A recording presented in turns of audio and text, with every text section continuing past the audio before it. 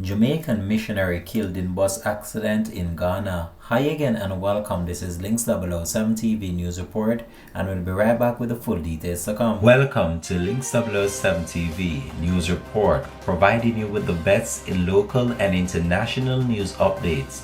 This is a place where you can get the most reliable and informative news information. Links 007 TV News Report.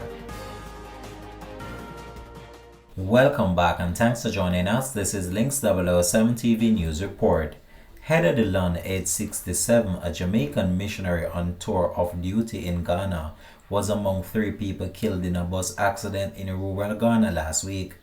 Dillon, who is from Ocheria, St. Anne, had been doing missionary work in Ghana as a training facilitator since October of last year. She was traveling from the city of Tamale to Kumasi when the private bus with 15 passengers was overtaking other vehicles on a narrow road and crashed. 2 other missionaries from Sierra Leone and Ghana died in the accident. Dillon worked for the Operation Mobilization, a global Christian organization committed to sharing the gospel and serving communities in need worldwide. She previously worked for several years for the same organization in South Africa.